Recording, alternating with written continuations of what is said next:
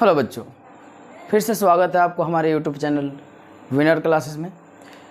जैसा कि आप जानते हैं कि क्लास 9th का 2 वीडियो ऑलरेडी अपलोड हो चुका है, जिसमें हम आपको बिंदु का गुण, रेखा के प्रकार, रेखाखंड, किरण, समानांतर रेखा, प्रतिच्छेदी रेखा, संगामी रेखा और क्या मध्यवर्ती रेखा के बारे में बता चुके हैं। इस वीडियो में हम आपको यहाँ से आगे लेकर जाएंगे, बहुत ही अच्छे तरीके से आपको कंसेप्ट क्लियर करा देंगे। अगर आप क्लास 9th से हैं, हिंदी मीडियम में पढ़ते हैं, तो अंत तक बने रहिएगा और बहुत ही अच्छे से आपको हम कंसेप्ट देने वाले हैं। ठीक है, तो आगे बढ़ते हैं। इसके बाद हमारा टॉपिक जो है कोण है। क्या है? कोण। कोण क्या होती है? एंगल किसे कहते हैं, यानी एंगल इसको बोलते हैं इंग्लिश में। तो साधारण तरीके से अगर इसको हम डिफिनेशन करते हैं तो 2 किरणों के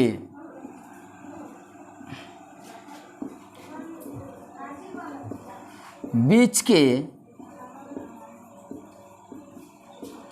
झुकाव को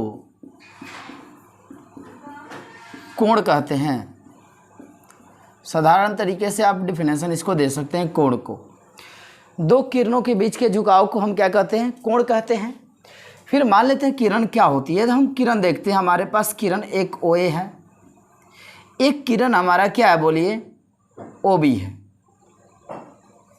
एक किरण क्या हमारा? OB है। इन दोनों किरणों से मैंने क्या किया कि इस बिंदु O को मैंने एक दूसरे से मिला दिया। इस बिंदु O को मैंने एक दूसरे से क्या कर दिया? मिला दिया। और मिलाने से हमें यह OA हो गया, यह क्या हो गया? OB हो गया। और इन दोनों के बीच झुकाव हो गया। इन दोनों के बीच क्या हो गया? झुकाव हो गया। कुछ ना कुछ यह क्या हुई है? एक दूसरे से झुकी हुई है। हम चाहें तो इसको और भी ऐसे झुका सकते हैं, झुकाव बना सकते हैं इसके बीच में। यह A हो गया, यह हमारा O हो गया, फिर यहाँ पे क्या हो गया? B हो गया। तो हमने क्या देखा? यहाँ पे झुकाव क्या है? कम है। यहाँ पे झुकाव क्या है? अधिक है।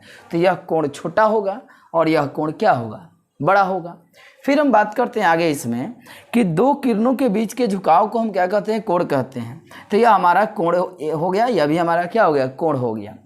तो फिर यहाँ पे ध्यान दीजिएगा कि जिस बिंदु पर यह दोनों कोण मिलती है, दोनों किरणें मिलती है, जिस बिंदु पर यह दोनों किरणें मिलती है, इस बिंदु को यानी उस मिलान बिंदु को शीर्ष कहते हैं। कोण का क्या कहते हैं? शीर्ष कहते हैं। जिस बिंदु पर दोनों किरणें आपस में मिल जाती है, जुड़ी हुई होती है, उसको हम शीर्ष कहते हैं। जैसे यहाँ पर हमारा शीर्ष हो गया O, यहाँ पे शीर्ष क्या हो गया? O हो गया। फिर हम बात करते हैं, यह OA हमारा कोण की भुजा कहलाएगी। OA क्या कहेंगे? कोण की भुजा कहलाएगी। यहाँ भी क्या होगी? भुजा कहलाएगी। तो एक वाले किसी एक को हम कह सकते हैं प्रारंभिक भुजा। क्या कह सकते हैं? प्रारंभिक भुजा। और दूसरे को हम कह सकते हैं अंतिम भुजा। क्या कह सकते हैं? अंतिम भुजा। यानी कोण का एक प्रारंभिक भुजा होता है और एक कोण का क्या होता है? अंतिम भुजा होता है। तो आप समझ गए होंगे कि कोण किसे कहते हैं। कोण 2 किरणों के बीच के झुकाव को कोण कहते हैं। जैसे मेरे पास 2 किरण था और इसका उभयनिष्ठ बिंदु O था, तो मैंने O को क्या कर दिया? आपस में मिला दिया। तो जिस जगह पर यह मिला उसे हम शीर्ष कहेंगे। और यह जो अब बनाएगी हमारी भुजा बनाएगी। OA जो है कोण की भुजा है और OB भी क्या है? कोण की भुजा है। फिर हम बात करते हैं इस कोण को हम लिख कैसे सकते हैं। तो हम इस कोण को साधारण भाषा में अगर लिखना चाहें तो लिखेंगे कोण AO और क्या है? B है। AO और क्या हमारा? B है। या इसको हम ऐसे भी लिख सकते हैं, कोण कैसे लिख सकते हैं? BOA भी लिख सकते हैं। कोण BOA भी लिख सकते हैं। अगर हम चाहें इसको लिखने के लिए, तो जो मैंने इतना भाषा लिखा है कि आगे कोण देकर, तो इसको इसके संकेत कोण, इसको क्या पढ़ते हैं? कोण पढ़ते हैं। Angle AOB। और इसको हम लिख सकते हैं एंगल BOA लिख सकते हैं। क्या लिख सकते हैं? BOA। कोण BOA पढ़ेंगे। अब सुनिए ध्यान से, इसमें मूल बात क्या होती है, मुख्य बातें क्या होती है, उसको समझना जरूरी है। मुख्य बात यह है कि यहाँ पर बीच वाला जो पार्ट होता है, यानी जो बिंदु होता है, यह कोण वहाँ से झुकी होती है, वहीं से मुड़ी होती है। इसका यही पहचान है कि आखिर वह शीर्ष कौन होगा। जिसे मान लेते हैं, हम बोल देते हैं कोण ABC। तो कहने का अर्थ यह है, इसमें दो किरण हैं, एक किरण AB है, यानी हमारे पास एक किरण क्या है यहाँ पे B हो गया, तो यह जो होगी क्या होगी, उभयनिष्ठ बिंदु होगी B, और एक क्या होगी यहाँ पे C होगी।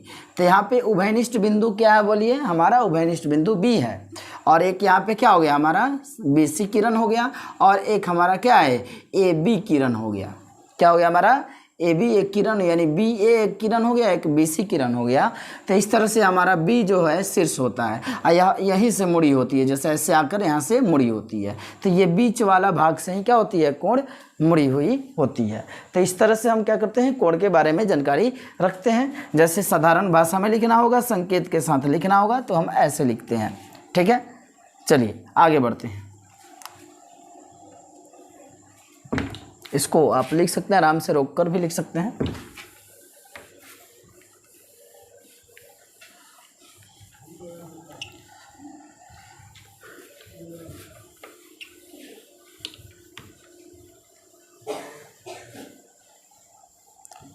चलिए, तो कोण का शीर्ष, कोण का भुजा, प्राथमिक भुजा और अंतिम भुजा, और कोण में जो होता है आपको क्या बोलते हैं उसको, दोनों के बीच का झुकाव के बारे में समझ लिया, कोण का शीर्ष पढ़ लिया, कोण का संकेत कैसे किया जाता है ये भी आपने पढ़ लिया। साधारण भाषा में लिखेंगे तो कैसे लिखेंगे, और अगर हम संकेत के साथ लिखेंगे तो कैसे लिखेंगे। फिर हम आता है दूसरा बात आता है कोण का अभ्यंतर एवं बहिर्भाग। कोण का अभ्यंतर एवं बहिर्भाग।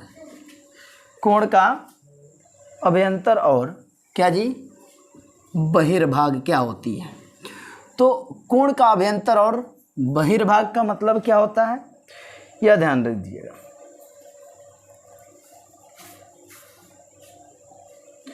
तो मान लेते हैं हमारे पास एक कोण है AO और क्या है B है। तो ध्यान दीजिएगा, AOB में कौन हमारा कोण का अभ्यंतर होगा और कौन कोण का बहिर्भाग होगा। तो वैसी बिंदुएं जो हमारा, जैसे यहाँ पे एक बिंदु क्या होगा D हो गया, एक बिंदु यहाँ पे क्या हो गया E हो गया, एक बिंदु क्या हो गया F हो गया, एक बिंदु यहाँ पे क्या हो गया G हो गया, यहाँ पे एक बिंदु क्या हो गया H हो गया।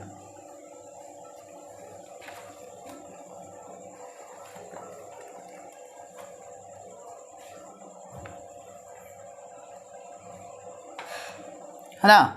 तो हमारा क्या हो गया, एक यहाँ पे बिंदु I हो गया, यहाँ पे एक बिंदु क्या हो गया K हो गया।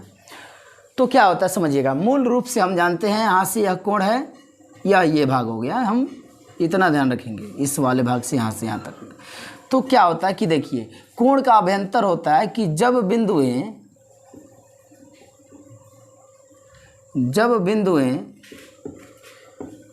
कोण के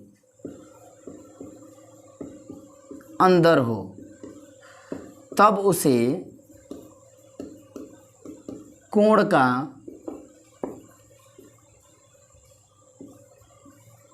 अभ्यंतर भाग कहते हैं, यानी अभ्यंतर भाग में कहते हैं।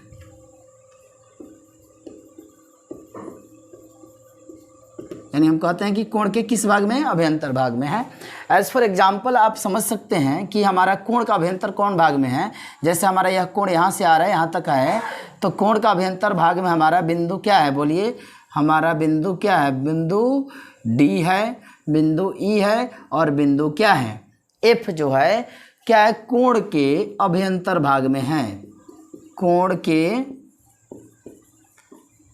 अभ्यंतर भाग में है।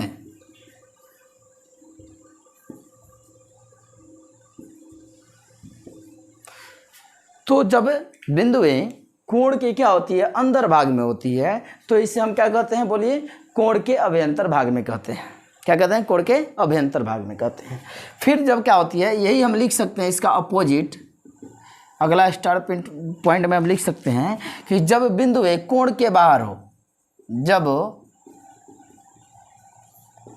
बिंदु ए कोण के बाहर हो तब उसे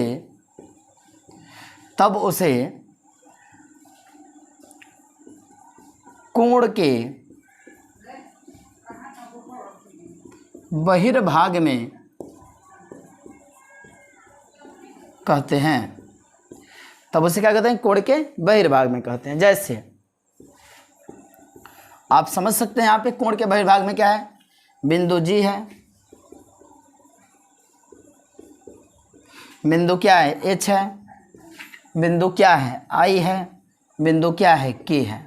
ये सभी बिंदुएं जी, एच, आई और के, यह क्या है, कोण के हमारा बहिर्भाग में है, यानी कोण से बाहर भाग में है। और बिंदुएं क्या है, डी, ई, एफ क्या है, हमारा कोण के आंतरिक भाग में है। तो ये रहा हमारा कोण के बहिर्भाग और कोण के क्या जी, आंतरिक भाग। जब बिंदु कोण से बाहर हो तो उसको बहिर्भाग में, और जब बिंदु कोण के अंदर हो तो उसे आंतरिक भाग में कहा जाता है। चलिए, उम्मीद है आपको समझ में आ रहा होगा। इसको हम मिटा सकते हैं। आगे देखिए,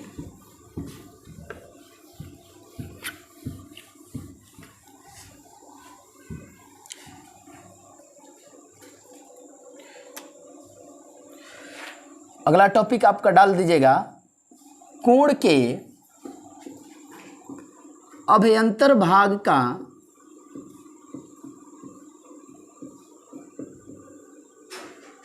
महत्व।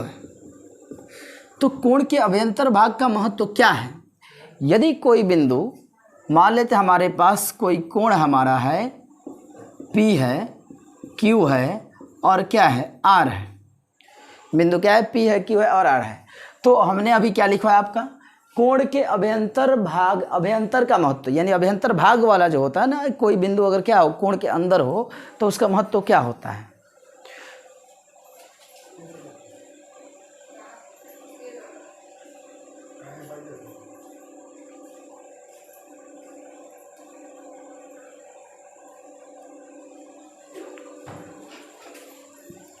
तो कोण के अभ्यंतर भाग का महत्व क्या होता है, ये समझिएगा। जिसे मान लेते हैं हमारा बिंदु एक क्या है, यहाँ पे एक के है, एक ही बिंदु क्या है, के है, जो कहाँ पे स्थित है, कोण के अभ्यंतर भाग में स्थित है। तो मैंने क्या किया, ओ से इसको मैंने क्यू से के को मिला दिया, क्यू से मैंने किसको मिला दिया, के को मिला दिया। तो अब यह क्या होता है, जब यह क्यू से के मिल गया है ना, यह बिंदु मान लेते हैं कि यहाँ पे था हमारा, तो इसने क्या कर दिया, इसमें दो कोण बना लिया। कौन कौन कोण बना लिया, ध्यान दीजिएगा। एक पहला हमारा कोण क्या था, बोलिए, हमारा कोण P था, Q था और क्या था, R था। यह पहले रूप से देखिए, जैसे मान लेते हैं हमारा बिंदु यहाँ पे क्या है, K था। तो पहली कंडीशन में क्या था, बिंदु P, Q और क्या जी, R, ये मिलाकर क्या बना रही थी, कोण बना रही थी। अब हम क्या करते हैं, जैसे ही यहाँ पे मैंने क्या किया, इस बिंदु को इस शीर्ष वाले बिंदु से यहाँ से मिला दिया, तो इसने कोण को कितने भागों में बांट दिया, दो भागों में बांट दिया। कितने भागों में बांट दिया, दो भागों में बांट दिया। तो इसका गुण यह हो जाता है कि जब यह दो भागों में बांट देता है तो हमारा दो नया कोण बन गया, एक क्या जी, छोटा ये और ये फिर छोटा, मिलाकर बड़े के बराबर होगा, यानी P, Q और K। तो इसको हम लिखेंगे P, Q और क्या जी, K। फिर लिखेंगे प्लस कोण KQR, KQR, ऐसे लिख सकते हैं हम। अगर आप चाहें तो यहाँ पे RQK भी लिख सकते हैं, KQP भी लिख सकते हैं, कोई दिक्कत नहीं है, वैसे आराम से आप लिख सकते हैं। तो यहाँ से हम यह सीख रहे थे कि जब कोण का अभ्यंतर भाग का महत्व यह है कि यह कोण को अन्य यानी दो या दो से अधिक कोणों में विभक्त कर सकती है, और उन सभी कोणों का योग जो होता है बड़े कोण के बराबर होता है, उन सभी कोणों का योग बड़े कोण के बराबर होता है। जैसे इसमें तो एक था, यहाँ पे हम बात करते हैं, हमारा कोई अगर मान लेते हैं ए हो गया, यह बिंदु क्या हो गया, बी हो गया, और यह बिंदु क्या हो गया, सी हो गया। इस ए बी सी में हम मान लेते हैं एक बिंदु यहाँ पे, एक बिंदु यहाँ पे, यह पी है, यह क्या है, क्यू है। अब मैंने बी को किससे मिलाया, बोलिए पी से मिला दिया, और मैंने बी को किससे मिला दिया, क्यू से मिला दिया। बी को मैंने पी से मिला दिया और बी को मैंने किससे मिला दिया, क्यू से मिला दिया। तो यह दो बिंदु कितने कोणों में विभक्त कर दिया, 1, 2 और 3 कोणों में बांट दिया। कितने कोणों में बांट दिया, 3 कोणों में बांट दिया। तो हम इसको क्या लिख सकते हैं, पहले मेरा कोण क्या था, बी ए बी और क्या था, सी था। कोण ए बी और क्या था, सी था। और यह कोण ए बी सी जो है हमारा किस में बांट दिया, कोण ए बी पी प्लस कोण है, फिर लिख सकते हैं यहाँ पे पी बी क्यू, फिर प्लस कोण Q B C, Q B और क्या है जी, बोलो सी में विभक्त हो गया। तो हम कहेंगे इन तीनों कोणों का योग इस बड़े कोण के बराबर है। तो ये रहा था हमारा क्या जी, अभ्यंतर कोण का महत्व, कि जो बिंदुएं अंदर होती है उस कोण को अन्य कोणों में क्या करती है, छोटे छोटे कोणों में विभक्त कर देती है, और इन सभी छोटे कोणों का योग जो होता है हमारे मूल कोण के योग के, मूल कोण के बराबर होता है। यानी उन छोटे छोटे कोणों का योग जो होता है हमारे मूल कोण के योग के बराबर होता है। तो ये रहा हमारा अभ्यंतर भाग का महत्व, इसको आराम से आप लिख सकते हैं।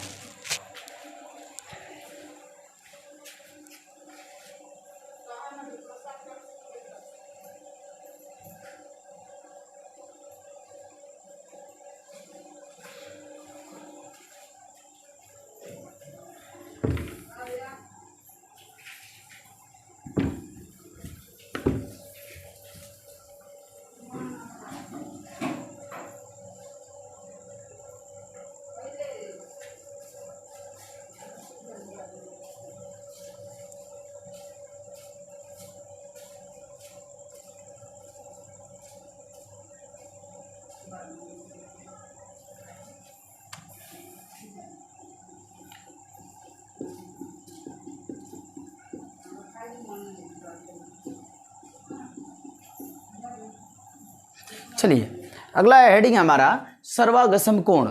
क्या हमारा हेडिंग, सर्वागसम कोण क्या होती है। तो सर्वागसम कोण के बारे में हम जानेंगे कि जब, सुनिएगा ध्यान से, जब दो कोणों की माप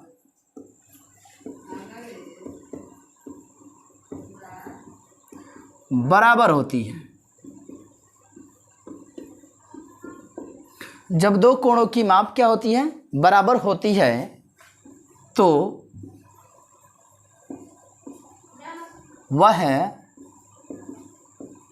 सर्वागसम कोण कहलाती है।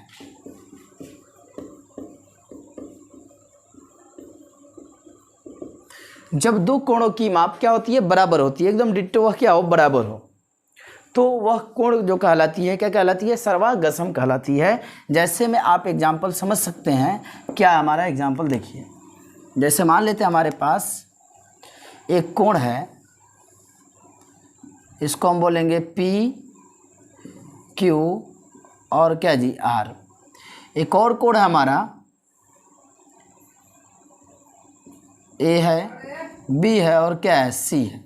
यदि इस कोण की माप 45 डिग्री और इस कोण की भी माप कितना डिग्री है, 45 डिग्री है, यानी कहने का अर्थ यह है, हम यह भी कह सकते हैं कि इन दोनों कोणों यानी इन इसके और इसके किरणों के बीच का झुकाव क्या होना चाहिए, बराबर होना चाहिए। तो यह भी 45 डिग्री और यह भी क्या जी, 45 डिग्री हो गया, 45 डिग्री दोनों इक्वल है। तो हम लिख सकते हैं कि कोण पी क्यू आर और कोण ए बी सी क्या है, सर्वागसम है। क्या जी, सर्वागसम है। अब कैसे लिखा जाता है इसको, संकेत में कैसे लिखा जाता है, तो देखिए ध्यान से, पी क्यू आर, कोण पी क्यू आर सर्वागसम, ध्यान दीजिएगा, सर्वागसम का साइन जो होता है यही होता है।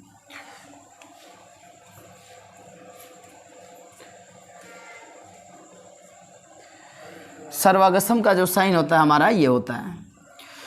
कोण पी क्यू आर सर्वागसम है कोण ए बी सी के।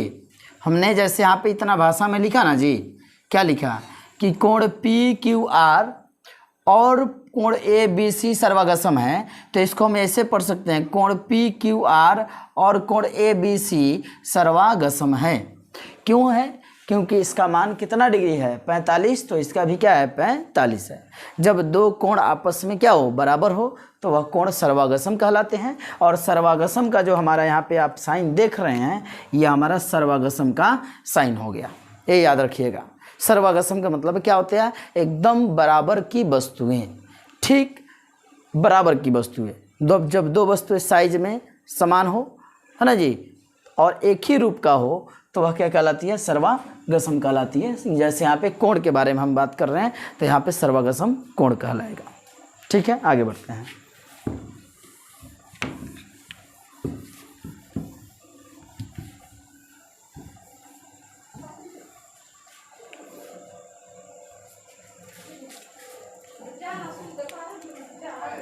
आइए, अगला हेडिंग है लंब किरण। क्या जी? बोलिए। लंब किरण है। लंब किरण क्या होता है? देखिए, जब दो किरणों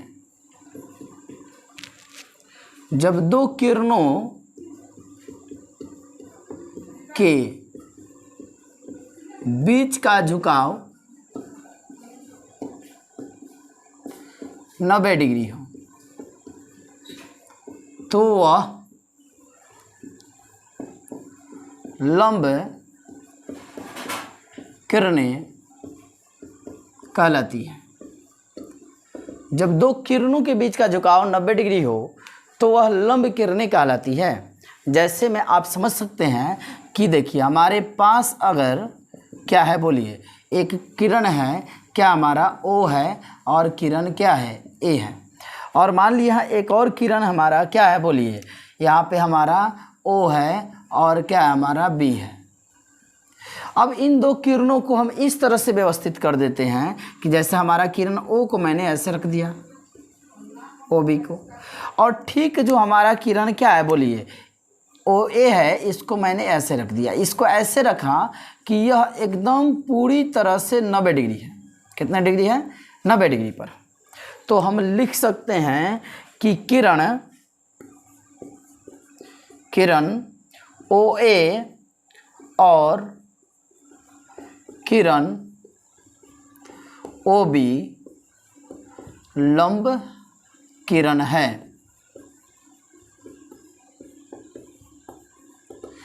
जब दो किरणों के बीच का झुकाव हमारा 90 डिग्री होता है, तो हम लिख सकते हैं OA और किरण OB लंब किरणें हैं, क्योंकि इन दोनों के बीच का झुकाव क्या है? 90 डिग्री है। इसको हम शॉर्ट में ऐसे भी लिख सकते हैं, OA किरण, इसमें किरण देखो, यहाँ पे किरण है ना, एक तरफ तीर का चिन्ह है, इसको किरण कहेंगे। OA किरण लंब है OB किरणों के, चाहे OB किरण लंब है किसके? OA किरणों पर। इस तरह हम देख सकते हैं, इसको लिख सकते हैं कि यह OA किरण और OB किरण क्या कहलाएगा? लंब किरण कहलाएगा, क्योंकि इनके बीच का झुकाव कितना डिग्री का है? बोलिए, 90 डिग्री का है।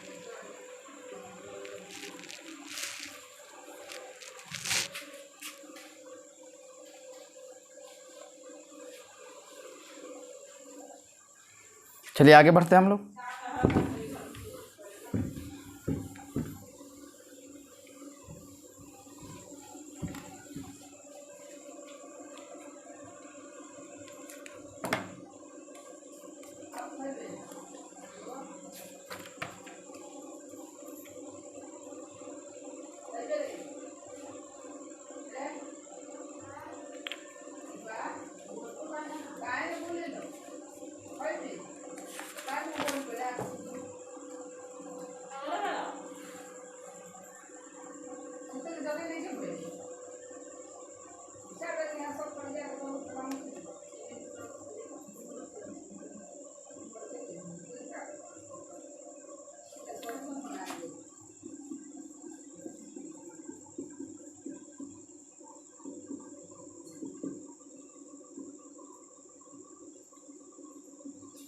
कोण का समद्विभाजक क्या होती है? समझिएगा, कोण का समद्विभाजक क्या होती है?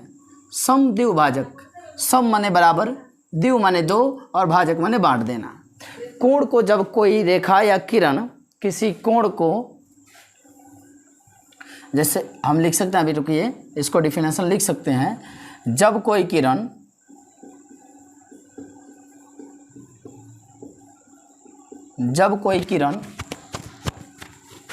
किसी कोण को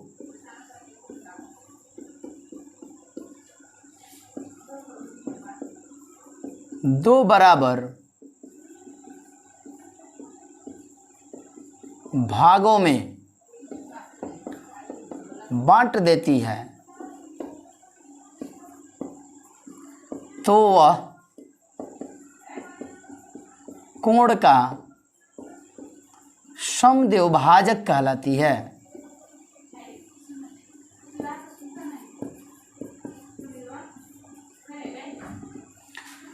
जब कोई किरण किसी कोण को दो बराबर भागों में बांट दे, जैसे मान लेते हैं हमारे पास एक किरण है, हमारे पास एक कोण है ए ओ और क्या जी बी, और यहाँ पे हमने एक बिंदु लिया।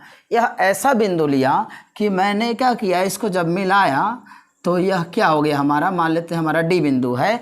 तो यह दो बराबर भागों में, जितना डिग्री का यह है उतना ही डिग्री का यह बराबर भागों में बांट दिया। जैसे अब समझिए, तो जब क्या हुआ, जब दो किरण किसी कोण को दो बराबर भागों में बांट देती है, जब कोई किरण किसी कोण को दो बराबर भागों में बांट देती है तो वह कोण का समद्विभाजक कहलाता है। तो हम इसको जो कहेंगे ना, ये ओडी को समद्विभाजक कहेंगे, समद्विभाजक।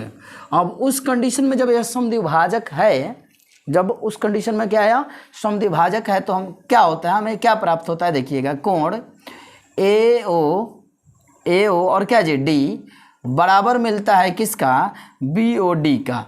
किसके बराबर होता है जी, बोलो, बी ओ डी का होता है बराबर, याद रखिएगा। हम लिख सकते हैं यहाँ पे, क्योंकि देखिए, जब अगर मान लेते हैं टोटल अगर कितना डिग्री का हो, 60 डिग्री का हो, यह टोटल कितना डिग्री का था, पहले मेरा 60 डिग्री का था, तो एक्चुअल में यह टोटल मेरा कितना डिग्री का था, 60 डिग्री का, तो एक्चुअल में यह 30 हो जाएगा और यह भी क्या हो जाएगा, 30 डिग्री का हो जाएगा। यह 60 डिग्री का टोटल था तो यह 30 डिग्री का, यह भी कितना डिग्री का हो जाएगा, 30 डिग्री का होगा। तो इस तरह से जब कोई किरण क्या करती है, बोलिए, बांटती है किसी कोण को दो बराबर भागों में, तो इसको समद्विभाजक कहा जाता है। सम माने होता है बराबर, द्विव माने दो और भाजक माने बांट देना। दो बराबर भागों में बांट देने वाली किरण को ही हम क्या कहते हैं, कोण का समद्विभाजक कहते हैं। जब कोण का समद्विभाजक होता है तो क्या होता है, ए ओ डी और डी ओ बी क्या हो जाता है, कोण आपस में बराबर हो जाता है। अब इसको हम अन्य रूप से भी लिख सकते हैं, देखिए क्या लिख सकते हैं, ए ओ डी बराबर आधा है। आधा है मतलब किसका आधा है, बोलिए, पूरे कोण का आधा है, यानी ए ओ बी का आधा है। हम ऐसा भी लिख सकते हैं, देखिएगा ध्यान से, क्या है, ये दोनों आपस में क्या है, बराबर है, यानी ए ओ डी और डी ओ बी आपस में बराबर है, या बी ओ डी आपस में बराबर है, क्योंकि दो भागों में बढ़ चुका है। तो हम क्या लिखते हैं, देखिए, ए ओ डी तो आधा हो चुका है, किसका आधा हो चुका है, बोलिए, ए ओ बी का, यानी ए ओ डी जो है ए ओ बी का क्या हो चुका है, आधा हो चुका है, यानी 1/2 ए ओ बी। ठीक उसी तरह से हम लिख सकते हैं, यहाँ पर क्या लिख सकते हैं, बी ओ डी बराबर हम लिख सकते हैं क्या जी, 1/2 क्या जी, ए ओ बी। हम यह भी लिख सकते हैं। क्या कहने का अर्थ है कि जो बी ओ डी है, आधा है, किसके आधा है, ए ओ बी के, 1/2 मतलब आधा है वो ए ओ बी के। तो इस तरह से हम लिख सकते हैं, या समद्विभाजक की कंडीशन में, स्थिति में। इसका यूज बीच बीच में आता रहेगा, ध्यान से आप इसको पढ़ते रहिए और नोट करते जाइए कॉपी पर, बहुत ही काम आने वाला है चैप्टर में।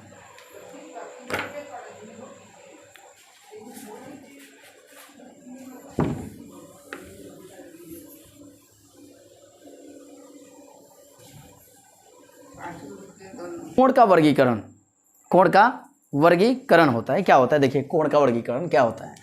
कोण का यानी बंटवारा, किस तरीके कितने भागों में बांटा गया इसको। तो सबसे पहले हम जानेंगे कोण के बारे में। तो कोण को निम्नलिखित भागों में बांटा जा गया है। जैसे आपका पहला हम जानेंगे शून्य कोण, क्या कहेंगे, शून्य कोण। दूसरा कोण क्या होता है, आप इसको न्यून कोण कह सकते हैं, न्यून कोण। अगले कोण को हम क्या कह सकते हैं, समकोण, क्या कह सकते हैं, समकोण। अगले कोण को हम क्या कह सकते हैं, अधिक कोण, अधिक कोण। अगले कोण को हम क्या कह सकते हैं, ऋजुपूरक कोण, अगले कोण को क्या कह सकते हैं?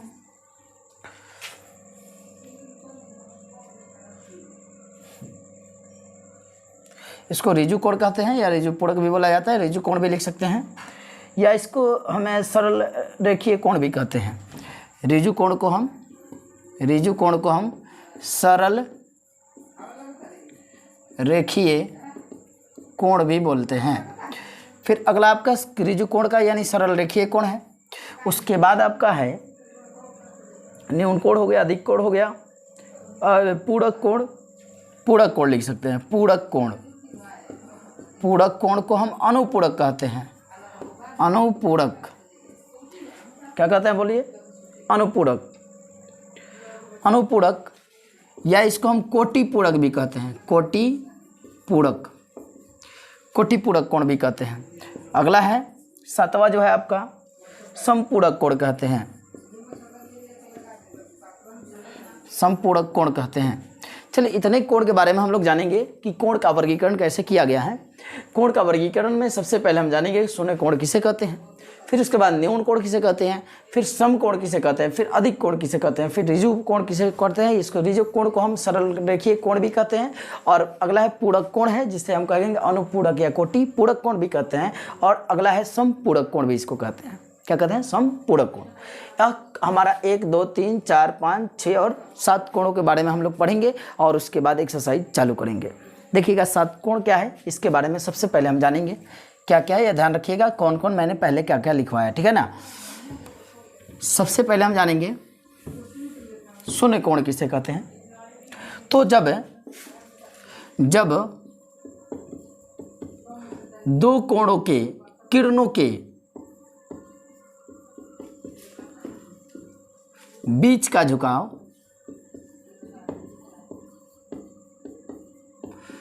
0 डिग्री हो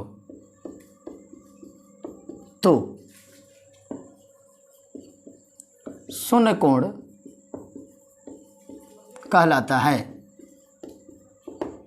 जब दो किरणों के बीच का झुकाव 0 डिग्री हो तो उस कंडीशन में उसे हम शून्य कोण कहते हैं। जैसे में आपका ध्यान दीजिएगा, यहाँ पे क्या है, हमारा एक OA किरण है, एक हमारा क्या है बोलिए, OB किरण है। और इस OA और OB किरणों को मैंने क्या किया, एक पर एक रख दिया। किस पर रख दिया? OA पहले लिया, फिर मैंने इसी पर क्या रख दिया, एक और किरण क्या रख दिया, OB किरण रख दिया। तो यह OA और OB किरण यानी AOB या कोण BOA, हम इसको ऐसे भी लिख सकते हैं, कोण BOA या कोण AOB। AOB बराबर क्या कहलाता है? शून्य कोण कहलाता है। क्या कहलाता है? शून्य कोण कहलाता है। क्यों शून्य कोण कहलाएगा जी? AOB और BOA, क्योंकि दोनों क्या है, एक ही सिध में है और इन दोनों के बीच में झुकाव थोड़ा सा भी नहीं है, यानी 0 डिग्री है। कितना डिग्री है बोलिए? 0 डिग्री है। तो इस तरीके के कोण को हम क्या कहते हैं? शून्य कोण कहते हैं। शून्य कोण के बाद आता है आपका न्यून कोण होता है। क्या होता है? न्यून कोण।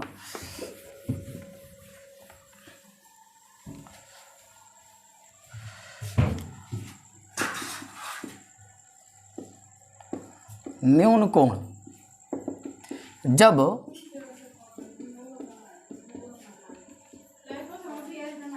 जब दो कोणों के बीच का झुकाव 0 डिग्री हो तो, सॉरी फॉर दैट, झुकाव 90 डिग्री हो से कम हो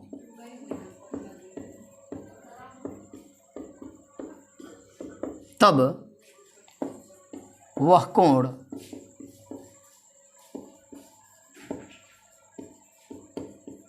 न्यून कोण कहलाता है। जब दो कोणों के बीच का झुकाव 90 डिग्री से कम हो तो वह न्यून कोण कहलाता है। कितना डिग्री से कम हो? 90 डिग्री। 90 डिग्री का मतलब क्या हुआ? देखिए 90 डिग्री का मतलब ऐसे कोण।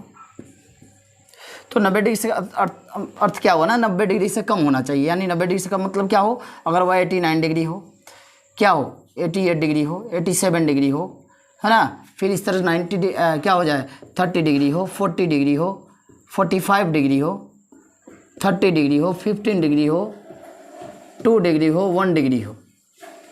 तो ये सभी कोण क्या कहलाएंगे? हमारा क्या कहलाएंगे, न्यून कोण कहलाएंगे, क्योंकि इनके बीच का झुकाव जो कितना डिग्री से कम हो, 90 डिग्री। जैसे यह कोण मान लेते हमारा 30 डिग्री का है, तो यह क्या कहलाएगा, हमारा न्यून कोण कहलाएगा। क्या कहलाएगा, न्यून कोण। मान लेते हैं कोई कोण है जिसके बीच का झुकाव कितना डिग्री का है, मान लेते हैं 45 डिग्री का है। कितना डिग्री का है, 45 डिग्री का है। जैसे मान लेते यह हुआ और ऐसे हो गया, ये मान लेते 45 डिग्री है, तो यह क्या हो गया, न्यून कोण कहलाएगा, न्यून कोण कहलाएगा। अगर मान लेते हैं कोई ऐसा कोण है जैसे हमारा क्या है 85 डिग्री का है, तो यह भी कोण क्या कहलाएगा, हमारा न्यून कोण कहलाएगा, क्योंकि इसकी माप कितना डिग्री से कम है जी, बोलिए। इसकी माप जो है हमारा 90 डिग्री से कम है। जब दो कोणों के बीच का झुकाव 90 डिग्री से कम हो तो वह न्यून कोण कहलाता है। अगर वही मैं बात करता हूँ यहाँ पे किसके बारे में, बोलिए, अधिक कोण के बारे में। किसके बारे में, अधिक कोण के बारे में। तीसरा नंबर आपका टॉपिक है अधिक कोण। अधिक कोण क्या होती है, जब दो कोणों के बीच का झुकाव 90 डिग्री से अधिक हो। यहाँ पे लिख सकते हैं 90 डिग्री से क्या हो, अधिक हो, तब उसे क्या कहते हैं, बोलिए, अधिक कोण कहते हैं। तब वह कोण अधिक कोण कहलाती है। तब वह कोण क्या कहलाती है, अधिक कोण कहलाती है। जब दो कोणों के बीच का झुकाव 90 डिग्री से क्या हो, अधिक हो। 90 डिग्री से अधिक होने का मतलब क्या होता है, देखिए ध्यान से। जैसे यहाँ पे क्या है, ये है 90 डिग्री, ये क्या है हमारा 90 डिग्री है, लेकिन जब यह कोण क्या हो, ऐसे हो जाए, ऐसे 90 डिग्री से अधिक हो, लेकिन क्या हो 180 डिग्री से क्या होना चाहिए, कम होना चाहिए। तो यहाँ पे क्या हो जाएगा, जैसे में हम लिख सकते हैं 180 डिग्री नहीं होना चाहिए, क्योंकि वह ऋजुपूरक हो जाएगा, सरल रेखीय कोण हो जाएगा। इसलिए से हमारा कितना हो जाए, 175 डिग्री हो, 179 डिग्री भी हो जाएगा, 160 डिग्री भी हो जाएगा, 120 डिग्री भी हो जाएगा, 105 डिग्री भी हो जाएगा, 91 डिग्री भी हो जाएगा। जैसे एक कोण ऐसा है जो हमारा 110 डिग्री का है, तो यह क्या कहलाएगा, अधिक कोण कहलाएगा। क्या कहलाएगा, अधिक कोण कहलाएगा। मान लेते हैं कोई हमारा कोण है जो क्या है 120 डिग्री का है, तब यह क्या कहलाएगा, अधिक कोण कहलाएगा। कोई ऐसा कोण है जो मेरा 91 डिग्री का है, कितना डिग्री का है, 91 डिग्री का, ऐसे 91 डिग्री का मान लिया जाए, तो 91 डिग्री का है, तो यह भी हमारा क्या कहलाएगा, अधिक कोण कहलाएगा। जब दो किरणों के बीच का झुकाव 90 डिग्री से क्या होता है, अधिक होता है, तो वह अधिक कोण कहलाता है। चलिए, अधिक कोण आपने समझ लिया, 3 सीख लिया, फिर क्या होता है देखिएगा।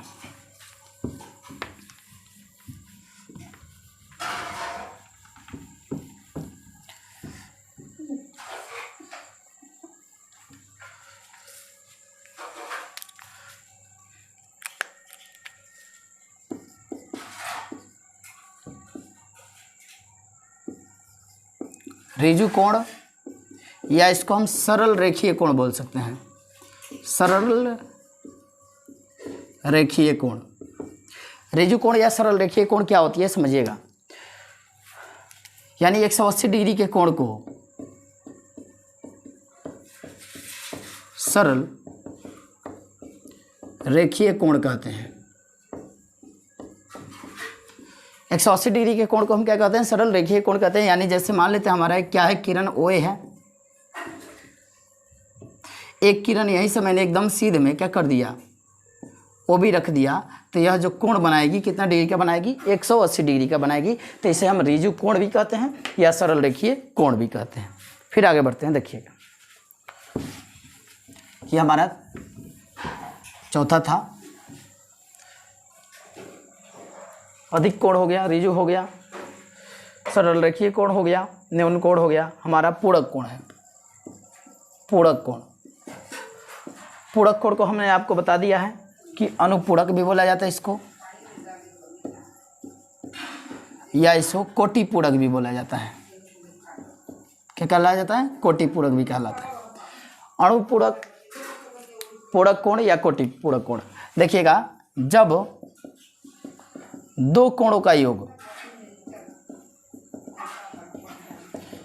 कितना डिग्री हो, 90 डिग्री हो, जब दो कोणों का योग 90 डिग्री हो, तो वह एक दूसरे का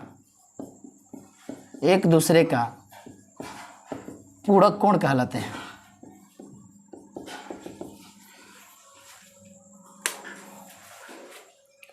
जब दो कोणों का योग 90 डिग्री हो तो वह एक दूसरे का क्या कहलाते हैं, पूरक कोण कहलाते हैं। जैसे समझिए, मैं बोलूँगा 60 डिग्री का पूरक कोण, बताएं तो 60 डिग्री का पूरक कोण क्या हो जाएगा हमारा, 90 और माइनस क्या जी 60 कर देंगे, यानी कितना हो जाएगा, 30 हो जाएगा। यानी किसी कोण का पूरक कोण निकालना हो तो हम उसके क्या करते हैं, 90 में से घटा देते हैं। तो 90 में से जब घटाएंगे तो हमारा कितना डिग्री आएगा, 30 डिग्री आएगा। तो यह कोण कौन सा कोण कहलाएगा, हमारा पूरक कोण कहलाएगा। जैसे 70 डिग्री का पूरक कोण, 70 डिग्री का पूरक कोण बराबर क्या हो जाएगा, 90 माइनस 70 बराबर क्या जी 20। तो ऐसा नहीं है कि 70 डिग्री का पूरक कोण केवल 20 कहलाएगा, 20 का भी पूरक कोण क्या कहलाएगा हमारा, 70 डिग्री कहलाएगा। ये याद रखिएगा, एक दूसरे का पूरक कहलाता है। 20 डिग्री का पूरक अगर हम पूछते हैं आपसे, 20 डिग्री का पूरक कोण, तो 20 डिग्री का पूरक 90 और माइनस 20 बराबर कितना जी, बोलिए 70 डिग्री हो जाएगा। तो 20 डिग्री का पूरक कोण हमारा कितना डिग्री हो जाएगा, 70 डिग्री हो जाएगा। चलिए, पूरक कोण के बारे में आप समझ गए, लिख सकते हैं आप इसको। जब दो कोणों का योग कितना डिग्री हो, 90 डिग्री हो, तो उसे क्या कहा जाता है, पूरक कोण कहा जाता है। पूरक कोण को हम कोटि पूरक भी कहते हैं, इसे अनुपूरक भी कहा जाता है। अब हमारा समपूरक कोण, लास्ट कोण के बारे में जानेंगे। समपूरक कोण, तो जब दो कोणों का योग 180 डिग्री हो, जब दो कोणों का योग 180 डिग्री हो तब वह समपूरक कहलाता है, या वह एक दूसरे के समपूरक कहलाते हैं। दो होते हैं, देखिए जैसे मान लेते हैं कि 120 डिग्री का समपूरक निकालना हमको, समपूरक। तो 120 डिग्री का समपूरक क्या हो जाएगा, 130 डिग्री का समपूरक निकालना हो।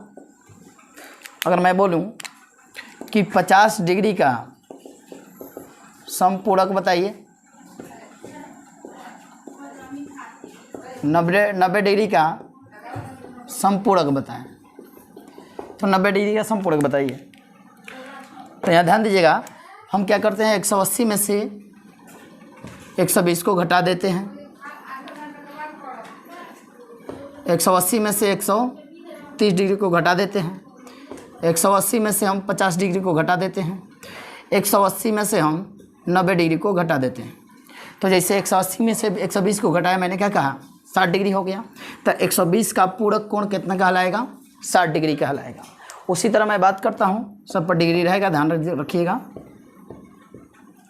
130 डिग्री का समपूरक कोण क्या हो जाएगा, तो इसको हम कहेंगे क्या जी, 50 डिग्री, क्योंकि इसको जोड़ो, 50 को जोड़ो और 130 को जोड़ो, कितना हो जाएगा, 180 हो जाएगा। ठीक उसी तरह से हमारा 50 डिग्री का समपूरक कोण क्या हो जाएगा, यहाँ पे 130 डिग्री होगा। यानी इन दोनों का योग क्या होना चाहिए, 180 होना चाहिए। जैसे 90 का पूरक कोण क्या होगा, समपूरक कोण क्या हो जाएगा हमारा, 90 डिग्री हो जाएगा। तो याद रखिएगा, वह कोण बताएं जिस समपूरक आपस में बराबर होता है। तो बराबर वाला कंडीशन होता है 90-90 का, और समपूरक के कंडीशन में यह हुआ। और अगर मैं बात करता हूँ किस में आ जाए, पूरक में आ जाए, पूरक में तो 45-45 का होता है, यह याद रखिएगा। तो ये रहा हमारा पूरा डिटेल्स। अगले वीडियो में हम मिलते हैं चैप्टर वाइज, यानी क्वेश्चन हम पढ़ेंगे, क्या क्वेश्चन आपका बोल रहा है, एक्सरसाइज में हम देख लेंगे कि एक्सरसाइज क्या कर रहा है, क्या नहीं कर रहा है, और उससे संबंधित हम लोग बात करेंगे। ठीक है, मिलते हैं हम अगले वीडियो में। Thanks for watching this video, और बने रहिए और अपने कंसेप्ट को क्लियर करते रहिए। अगर अच्छा लगा हो तो चैनल को लाइक, सब्सक्राइब और ज़्यादा से ज़्यादा शेयर करें। Thank you.